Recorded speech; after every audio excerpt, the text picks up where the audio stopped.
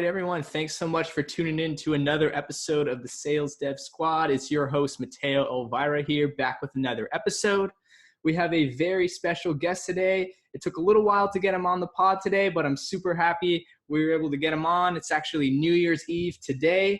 And what better way to kick off 2020 with Mr. Nate Branscome, who is the Strategic Account Executive over at ChiliPiper.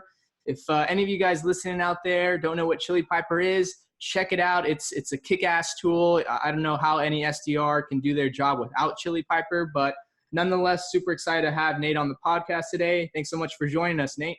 Yeah, appreciate it, man. Thanks for having me. Absolutely. I guess we can go ahead and kick things off today. Do you mind just telling us a little bit more about like you and kind of what you guys are currently doing over at ChiliPiper? Yeah, so I'm a strategic account executive, like you mentioned, at ChiliPiper. So I handle a lot of like kind of the enterprise or bigger name or more strategic accounts, essentially. But yeah, I mean, you kind of hit the nail on the head. We're definitely driven towards essentially helping teams drive more qualified leads by basically allowing prospects to easily book meetings with the appropriate rep from different like marketing and sales conversion points. So, you know, if someone's on your website, fills out a web form, they can just book a meeting with the appropriate rep straight from there. That's awesome, man. Yeah, it's one of my personal favorite tools. I really can't imagine how any SDR can book a meeting without you guys. So again, if anyone listening out there hasn't heard of ChiliPiper, whether you're an SDR or sales manager, you got to hit up my boy Nate here for a demo. He'll definitely take care of you. Yeah, for sure. And sales reps love it too, because instead of lead notifications, they just get meetings. So it's like, it's literally the easiest sales tool to adopt if you want some extra commission. So Absolutely. Well, Nate, do you mind just sharing a little bit more about your background? I'm looking at your LinkedIn right now, and obviously, like you kind of started off your career in outside sales with DC Consulting and kind of moved your way up into kind of like a SaaS SDR role. Do you mind just sharing a little bit more of kind of your background and how you got into like SaaS and how you started like your SDR role over at Xactly and furthermore where you're at right now at ChiliPiper? yeah, for sure. So, I mean, I think a lot of, like most sales reps, I mean, this wasn't like a planned career path. So I actually went to school and was studying healthcare. That kind of bombed. And then I saw sales as kind of it was an easy way to get into it because there was no, it requires no experience. It's an entry-level job where you don't need to have any experience. And obviously there's a lot of up potential of earning and just career growth and all that, because it's basically just dependent on your specific performance. So that's what kind of, attracted me to it. And yeah, I started out with outside sales. It was a good experience, but honestly, like I was miserable. It was a 100% commission job. Oh, wow. We did door-to-door B2B sales. I was like knocking on these doors, trying to sell like pallets of paper. And this was like when Amazon was just getting big. So everyone's like, we just use Amazon and shipping. And so I was wearing a suit, walking around, had no idea what I was doing, literally getting shit on every door I went to. But helped build like a lot of the, it gave me tough skin and, it kind of helped out with the basis of it, but it definitely wasn't something that I saw as like a long-term thing. And I eventually got into government software sales, which is it's a step up. It's not where I wanted to be, but, and then eventually I got into, like a more startup atmosphere role, at ShopKeep. So I was a full-time, sales rep there.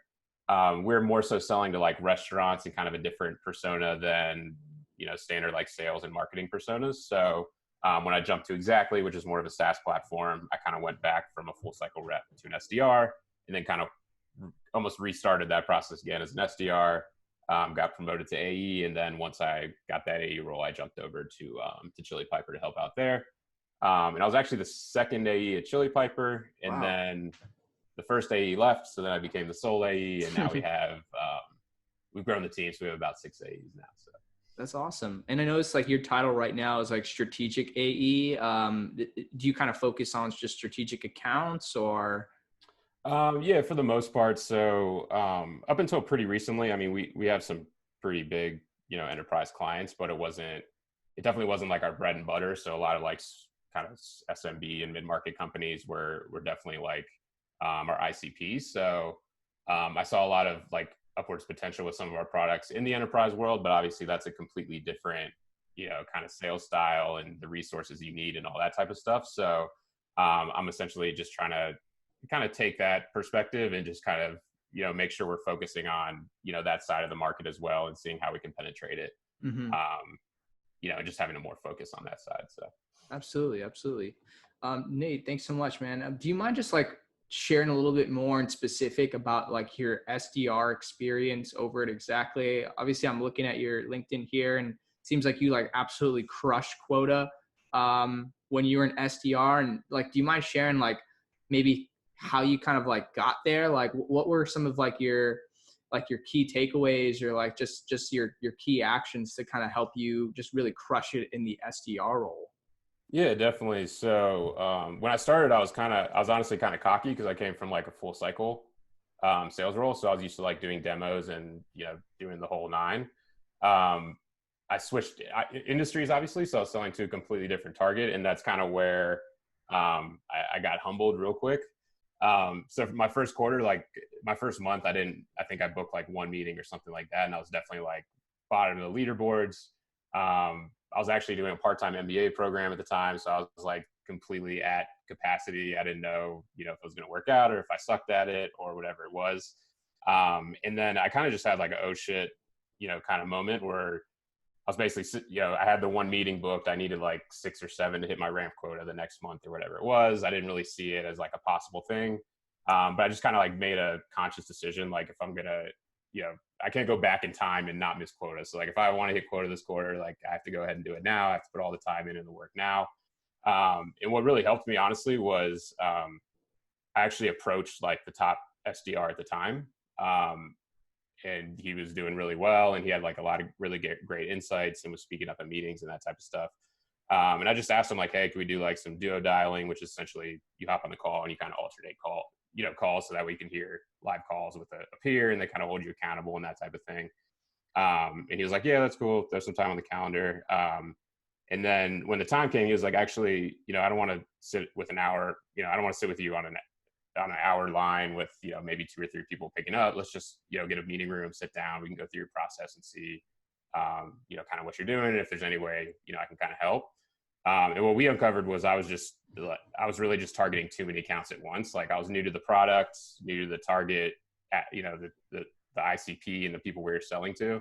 And I was trying to manage like booking meetings with like 30, 50 accounts at one time without really like having the information to really write compelling messaging or really relate to that specific person or that persona. So I took a step back and really just focused on like 5 or 10 accounts and then just focused on like getting a yes or no from like multiple people within the company. And I think that gave me a much more like focused approach. And then once I got like my bearings there, that's when I could like expand out and kind of scale that out more and do like more quantity. But I think for me, it was really important to really get like the quality aspect down first, rather than just being overwhelmed with a ton of accounts and a ton of messaging, a ton of new product stuff that you're all trying to learn at once. And then try to convince other people to talk to you about it. So that was kind of like my, snap of the finger moment where things kind of turned around for me. Mm-hmm. How well do you think being an SDR really prepared you for, let's just say like where you're at now or any like account executive role that you did after like being an SDR per se? Yeah. I mean, I think there's like a common misconception that like people get in the SDR role, and I was the same way. You're like, oh, I hate cold calling and I hate this. And I just want to get out of it ASAP and go to a closing role so I never have to do it again. And like, that couldn't be like any further from the case. I mean, it's super important to master the SDR role because once you become an AE, you have to still do that role pretty much full time on top of like 10 other things. Like when you're an SDR, you go in and your goal is to book meetings. When you're an AE, you still have to do that piece of it, but then you also have to manage your pipeline. You have to do demos. You have to follow up on, opportunities, and then being able to manage, like, how do I spend my time in all these different areas? I think most AEs start to cut prospecting. They're like, hey, my pipeline's most important. I need to focus on that. I need to focus on these ops. But if you're not consistently prospecting, then your pipeline is going to be shit, in a month or 2 or 3 months, or it's going to catch up with you eventually. So I wouldn't say an AE is you're still doing the full-time SDR job. It's just, you want to be a master of it. So that way you can still be able to focus on like time management and all the other things that you have to do. Absolutely. Do you feel like, any SDR that transitions to the AE role relatively quickly, have you kind of like noticed any just challenges that they face if let's just say like maybe they weren't in the SDR role too long, or just general challenges that that happen as someone that kind of makes the transition from SDR to AE role kind of encounter from your Yeah, experience? I mean, me personally, I don't think there's a ideal tenure attached to it. I mean, I think everyone's different. Some people say, hey, you need to do it for a year, For two sure. years, or 3 years, or whatever it is. I mean, I had a ramp quota, which I hit 100% of. And then, the next quarter and quarters beyond, I was well over 100% each time. So like, to me, I felt like I pretty much mastered it. I was hitting quota, halfway through the quarter, and then just, being able to take off, and I had a lot of privileges that most SDRs probably didn't have, but just because of where my numbers were. So for me, like, I felt like I was pretty good. And then obviously I was like, okay, I'm cocky. I should be an AE. I'm killing this SDR role. And then, like I mentioned, I mean, it really does humble you. So I think there is like some balance. Like, I think you do need to be in it for enough time to be able to master it. Just because you blow out a quota or you figure out one trick that works, I mean, that trick's not going to work, in a couple months. So I think you do need enough tenure to like try out some different things and make sure that your process is going to be like repeatable and scalable. But I think the longer you're in it, obviously you're more likely to master it. And the more likely you are to master it, the better you're going to be able to do it as kind of like your side gig while you're, full-time AE and doing all the other responsibilities. So. Absolutely. Appreciate that. I guess like kind of moving into our next point here, like, let's just say someone were to get hired as an AE tomorrow. They absolutely crush it in the SDR role, and in 2020 they're going to kick it off with a brand new account executive role. Like, do you have like any recommendations as far as just like books or just like tactics or anything that you kind of recommend someone who's just transitioning into an AE role, that they kind of like focus in, or just take a closer look in, or just really like change their gears as far as mindset goes? Just any general tips that you have for someone making that transition? Yeah, so I would, one tip that I would, and I don't know how much control, you're going to have over this, but when you do the transition, I would definitely try to work for like a really good company that really values like giving new reps opportunities and things of that nature. Because a lot of companies, if you're a new rep, you're going to get very minimal leads, very minimal calls, and just like being an SDR, I mean, I think it's hard to be a really good AE because you don't get the repetition that you do as an SDR. So you might have a couple calls a day or whatever it is, but you're not hammering 50 dials and talking to someone. It's the same conversation, that type of thing. So I think a lot of it is just kind of like, tied back to being able to putting yourself in a place where you can actually get that, repetition, or having a company that's going to trust you enough to take leads, knowing that, yeah, you might, blow this call, but, you need the repetition to kind of learn. And to that point, I mean, I would just take as many calls as possible. So like, take the crappy leads, offer to take the accounts that the other AEs don't want to take the calls with, because those are going to be pretty hard calls and they're pretty low risk. So, even if you blow them, it's not really a big deal, but you can still get those real-time conversations. And then when a lead that comes in is super qualified, they're a great fit, that's going to seem like a breeze because you've been trying to deal with these companies that, essentially aren't good fits. So just jumping into it, I mean, I think that's the biggest piece, is like, put yourself in a good place and a good opportunity to succeed. Have as many, calls as possible. And then just seek, either leadership or someone on your team that's doing well, and kind of, asking for tips, and that type of thing. And then I think over time you start to shift, because you go from like, hey, I want to take every call and learn a ton and, practice, and I don't care if I blow stuff, to essentially, you almost want to disqualify leads once you get to the point where you're really comfortable, because at that point it's like, where are you spending your time? Are you spending time with leads that, or opportunities that aren't going to close or are very low likely to close? Is it worth spending that time on it? So you almost have to get like a little bit more pickier as you go on to make sure that your pipeline's actually, relevant and good stuff and healthy. But once you jump into the role, I would take anything and everything you can. And it's all about just like practice and repetition, just like the SDR role. And then aside from that, it's being an expert on the product. So I would get a demo account, play with the product. Don't rely on like an SE. See if you can at least demo it yourself and stuff like that. So being a master of the product is going to help. And then obviously if you don't have access to a ton of calls, like that's not an environment you can always throw yourself into, listening to call recordings. So I'm honestly not a huge fan of like role playing and stuff like that, just because I think it's very artificial and made up. But if you can listen to a recording, of a real call, you can look it up in Salesforce, see how the opportunity went, cross-reference the notes and the use case and products and stuff like that. That's a way you can coach yourself without, you can do that after hours. You don't have to wait for calls to come to you. So it's a way to proactively, better yourself. So 100%. I guess for you personally, Nate, like, did you always know you wanted to be an AE? Did you ever ponder the thought of like, after being an SDR, you wanted to be like a sales manager, or do you still want to be a sales manager? Just would love to hear your thoughts around that. Yeah. So I definitely thought about it before. I'm a big fan of AE because I'm really like an independent kind of person. And I like to work like when I'm most efficient. So like last night I worked till like 1 a.m., but then I took off during the day to do some stuff. So like, I like to kind of work on my own schedule and kind of do things, I guess my own way, if that makes sense. But I did actually, since we're a pretty small startup and I was a sole AE, actually was talking to our CEO like several months ago. And I was like, I feel like I'm in a good place and I'm doing really well. And I feel like I could like help others get there as well. And I felt like I would have been like a good kind of target for that role, because we all roll up to the CEO basically at that point. And then when I brought it up, he's like, do you want to be a manager? Like, do you want, like, I just don't see it.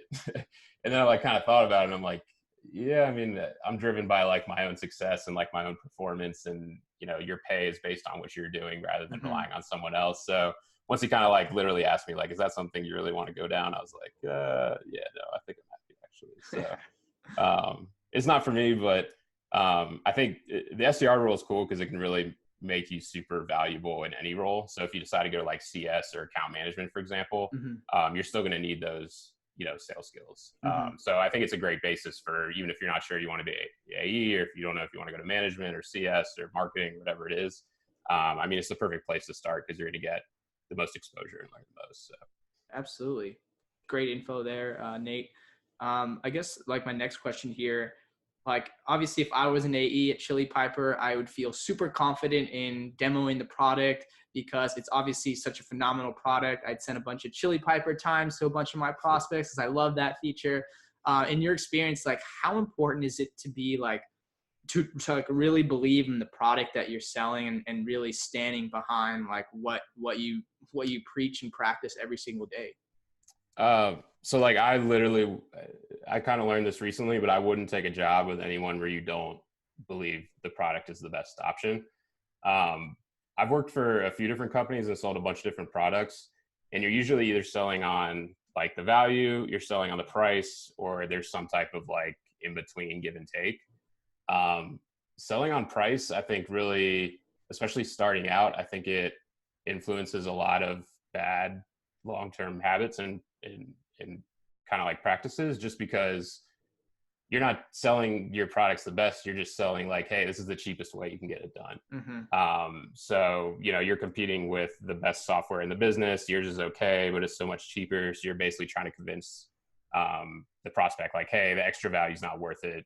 You should just spend less money with us. Whereas if you actually believe in the product, like, I mean, ChiliPiper, I wake up to meetings on my calendar. I use it for booking any customer or prospect facing meeting. SDRs use it to book with me. I get all my inbound leads booked through it. Like I see commission checks that are directly tied to it. So for me, like I know it works. It works really well. It's something I believe in and I can articulate that to someone else. But if it was a shitty product that was cheap and I'm just talking about the money, I mean, you're not really focusing on selling. You're essentially just trying to cut a deal at that point. So yeah, I think it's super important to believe in the product. And obviously we come from a space where we're lucky because we don't really have a huge competitive landscape where we're at right now. So you might not, have that option. There might be like multiple, good products, but I would just make sure you actually believe in it and you believe in the value and the stuff you're pitching, like you actually would buy into yourself because prospects are just people. So if you're not going to believe yourself, then, they're not going to either. So yeah, I'm big on that. Like definitely, I like to always go for best in class if possible, but definitely make sure it's, a big player in the space rather than just taking a job because maybe they pay you a higher base or something like that. But if the product's junk, it's going to be really hard to actually sell it. So. Yeah, 100%. I guess for like our viewers and myself out there, do you mind just sharing and walking us through like what typical, like what your day-to-day looks like as far as just like time management and like how you block off time and what you block off time for, whether that be like demos or discovery calls or like prospecting? Yeah. So my schedule is pretty dynamic, and I've never been someone to kind of like follow a schedule. I kind of like the different day to day and doing different things on different days and different times and, all that good stuff. So just with the product we sell, it's kind of a unique situation because we basically have our calendars tied. People can just book meetings on our calendars at any time whenever it's working hours. So I kind of prefer that because then I can kind of play my schedule by ear. So, if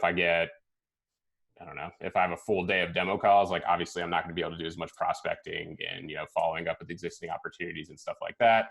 But then you're going to have those slower days where you're able to, make up for that. So, I mean, today, for example, like it took us a while to kind of narrow down some time, but it's New Year's Eve, no one's in the office, so I can kind of catch up on, things like this that aren't, necessarily like time sensitive and things like that. So, I just like to kind of play it by ear and see what it is. But essentially it comes down to prospecting, which is creating, your new opportunities, keeping up with your existing opportunities and make sure they're moving along and not just, obviously sitting there, and then making sure you're closing out, your short-term opportunities. So anything that, has a good chance of closing this month or next month or whatever it is, and keeping up with those regularly. 100%. Appreciate that. And I guess like obviously sales, it has its ups and downs and can definitely take a toll on your mind and attitude sometimes. Like, do you mind just sharing a little bit like how you kind of just keep your mindset as positive as possible, especially when things seem like they might not be going so well? Like, do you like tend to listen to like podcasts or read any like sort of books, or just as far as just how do you kind of keep your mind in a positive way and just like help push yourself during like tough times? Yeah, no, I think that's a super important topic, and I'm glad it's always being brought up. It seems like more and more lately. So I think it's glad to talk about it's good to talk about because it used to be just kind of brushed under like the sales bro culture. So now people are actually, talking about it and moving away from that. Sure. But I think everyone kind of treats it differently and has different ways to kind of like solve for it. So I think the biggest piece is just being aware of it. Just knowing that there's a lot of pressure in sales and that there's good months and there's bad months. And that overall it's just like, it's really not that serious. Like if you don't hit quota, it's all good. No one's going to die. If a deal pushes, it's probably going to close next month, so it's not something worth like losing your own personal mental, health or effort, over. So just being aware of it. And I think just putting yourself in a good place, but like specific things that have worked for me. I think one thing was just like learning to like chill out and not do so much. So like at one point I was doing, a part-time MBA program. I was a full-time SDR trying to get promoted. I had like a serious girlfriend, I had to balance like my personal life. And that just creates a, environment that's a lot. So you might have to be in that environment at some point in your life or to get where you want to be. But if it's not sustainable, I think just making sure you have a way to chill out eventually is going to be important. Physical health is obviously, huge for it. A lot of people, preach the hustle porn. They should work 30 hours a day. It's very possible, obviously. But you got to take time to like take care of your body, take care of yourself, spend time with family. So, obviously do that. I try to meditate. I have headspace. I just been really bad at committing to it. So that's kind of my, I guess, resolution is that I need to actually set aside time and like stick to it. And then I think the biggest thing for me, and this is kind of like a not orthodox way of handling it, I think, just with the sales role and like, again, like the hustle porn thing, but I take like a ton of time off. And I don't feel like I lose any productivity because like I'll have no problem working 12, 15-hour days for a week if I know I have something, vacation or a day off coming up. And it's kind of a unique strategy I started doing, but actually I essentially started booking, like creating a reward for myself before I actually like accomplished a goal. So for example, like I have a snowboard trip coming up at the end of this month. So Nice. I know for sure I'm going to this trip, no matter what I'm going. If I blow the month, I'm going. If I do good, I'm going to go. But it gives you like a sense of urgency because it said, okay, I have this trip. I have 4 weeks until this trip. For me to be able to like relax and feel good about taking this trip or to actually earn this reward, I'm going to have to, really step it up this month. And it makes you almost like, it puts you in this mindset where you're like, I have to do it because the trip's booked. I can't go on a trip if I've closed nothing for the quarter, my boss is going to kill me type thing. So it almost forces you to kind of like exit, failure out of the equation. But at the same time, it gives you that like that relaxation and that release and like that break that you're going to need anyways. So that works really well for me because then you can just drive real hard for a short period of time, have that break, have that vacation, that time off that everyone feels is so impossible to get. And then you're not losing any production because you're making up for it, the 4 weeks kind of coming up. So that's just a few things like, I've tried, but I think overall it's just like, just being aware and that it's not, it's not that serious. It's just a job, in the grand scheme of things. I mean, it's really not a big deal. So, and I think I'd love for you to touch upon like, obviously ChiliPiper, for those of you listening who don't know, they are a 100% remote company. They have people working for ChiliPiper across the globe. And I know that you guys do a ton of cool things like take a trip to Ibiza, or I remember seeing one of your LinkedIn posts probably a year ago where you're like on Kauai, like just chilling, prospecting. Do you mind just sharing a little bit more of just like, I'd love for our listeners here to just kind of hear like about ChiliPiper and the culture there and the remote culture, obviously, and some of the fun things that you guys have been able to do? Yeah, I think the remote stuff really opens like a ton of doors. So like for me, travel doesn't even need to be a vacation anymore. Like you can travel and work and that just be somewhere cool, for your off hours or whatever it is.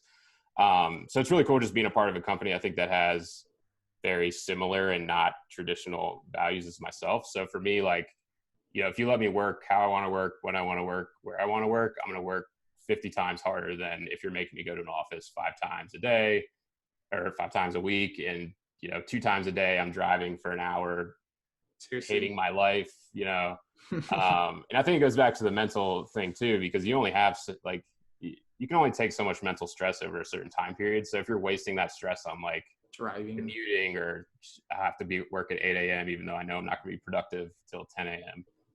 Or whatever it is, like things like that, then you're just wasting, everyone's time, and it's not translating to business value either. So I think our CEO and our leadership really like understands that, travel and experiences and freedom and work-life balance is going to contribute not only to making that person better personally, but also, from a business value, perspective. So I don't know if I could ever go back for remote. I'd say the only con of remote is you're not surrounded by reps. So when I'm on a call and hop off and it's a shitty call, someone's not making fun of me and saying like, damn, you blew that one, like you should have said this or whatever it is. But you'd be surprised like how much that type of stuff plays into like your talk tracks. Like you might pick up a phrase someone says next to you just because they sit next to you. So once you lose that, the only way to really combat that is just being proactive in like your learning. So maybe, using Zoom and Slack to keep in contact with people, but also making sure you're like, look at recordings of other reps and stuff like that to make sure you're not missing out on stuff just because you're in your own kind of siloed environment. But for me, the increase in productivity, I mean, it's way worth it for me as well as the company, I think. So 100%. And do you mind just sharing, I think you guys hit like a goal this couple quarters ago, and the whole company was flown out to Ibiza, or is that correct? Yeah. So we basically so we have a very like team oriented kind of culture. So while we have our own like personal goals, we have essentially like a full company team revenue goal at all times. So when I first started, we had this big revenue goal to go to Paris. So it included like new business and existing business. If we hit this goal, which was when they announced it, it was way out of our reach. Like I was like, we're never gonna hit this. And literally 5 months later, we got a huge renewal in from a massive social media company. That's awesome. And then we were able to get, enough new business to kind of cross the line. So it's kind of a cool aspect because with the remote work, we don't see each other in person. So everyone's like working towards this one goal. Then we hit the goal. then we go somewhere bad. Yeah. Everyone meets, we work a little bit, but it's a lot of just like rapport building and, just getting to know each other, and you're chilling with engineers, which is sales and engineers and marketing, like everyone kind of gets together working like for a common goal. And that's when we were pretty small. I think we had like 10 or 15. And then more recently, our goal was a similar revenue goal, just bigger, obviously. And then it would send us all, to Ibiza, which was pretty absurd. Mm-hmm. So we had like 25, 30 people, I think, sent there. And yeah, it seems, I mean, we're hitting them almost like maybe a little over a year apart was the two. So, yeah. And it's pretty motivating because once you start getting close, I mean, the whole team's rallying on. I mean, I had developers messaging me like, "Hey man, how can I help with this deal?" And I'm like, you code all day, you can't help me, but appreciate the outreach.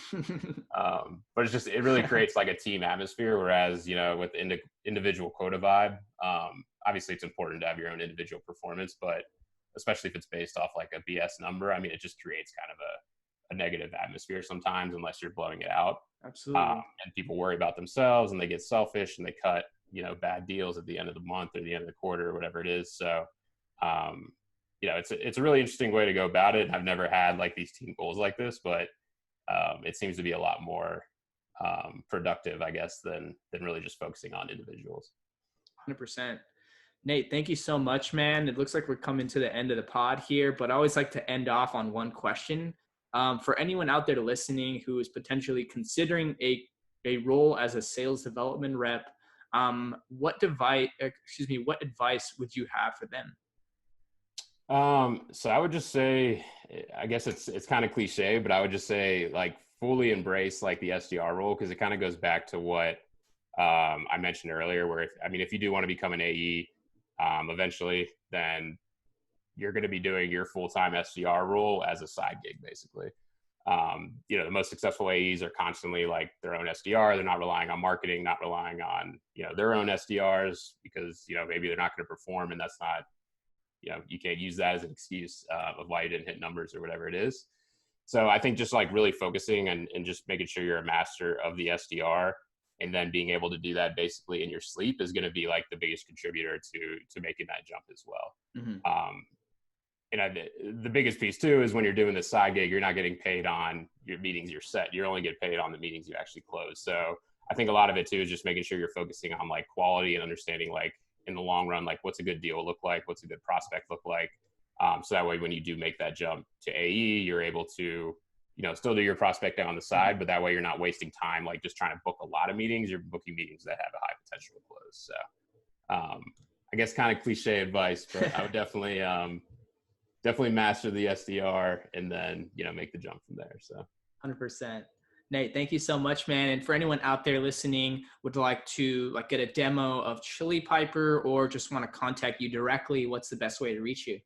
Yeah, they can just hit me up on LinkedIn. It's Nate Branscome, or you can shoot me an email at nate@chilipiper.com. But yeah, happy to chat.